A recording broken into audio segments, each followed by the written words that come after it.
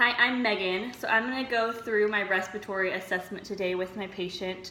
I'm just going to ask him if he's had any recent respiratory issues. So I'm going to assess some more information about that. So have you had any recent cough, shortness of breath, any chest pain, any history of respiratory infections? Do you currently smoke or have a history of smoking? And see if he has any environmental exposure, like does he work in a factory or around any harsh chemicals that he should be protecting his lungs against. And then I would just go into my assessment, my physical assessment with him. So I'm going to go up and palpate his thoracic cage. So I'm going to have you turn around at this time. So I'm just going to put my hands on his back and feel and everything. He is symmetrical. His skin is dry, intact. It's pink. Everything looks normal. He has good skin turgor. So I'm going to have you take a deep breath.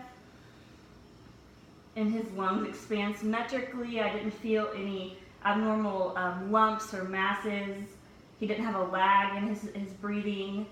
So at this point, I'm going to go ahead and assess his tactile fremitus. So I'm going to go and place my hand on his chest, or on the back of his chest, and I'm just going to listen. So at this point, say the words 99 or blue moon. 99. And again.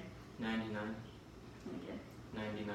I'm going to go through the 10 spots and listen for fremitus, listening for making sure it's symmetrical, that he's not having decreased or increased fremitus, no pleural friction. And then I'm going to percuss on his chest. So at this point, I'm going to take my finger and just palpate and listen and make sure that I'm not hearing any high-pitched noises, no hyperresonance. I would expect to hear a dull, low-pitched sound, or not a dull sound. I expect to hear a low-pitched sound. I would not want dull.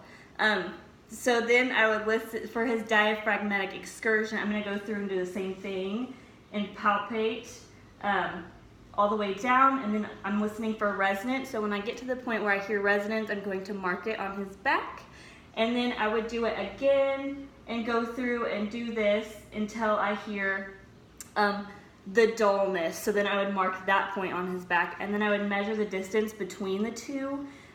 Usually it should be between 3 to 5 centimeters in a normal person, and it would be equal on both sides. So I'd go through and do this on the other side at that point. Now I'm going to go ahead and listen to his breath sounds. So take a deep breath for me, and do it again.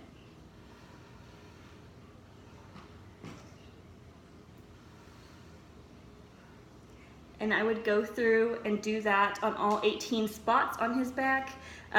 You want to make sure to not move too quickly. If he's starting to get dizzy or feel like he's going to faint or pass out, I would let him take a break, and I would not want to hear any crackles, no stridor, no wheezing when I did that. Everything sounded normal. I didn't hear any issues upon listening to him.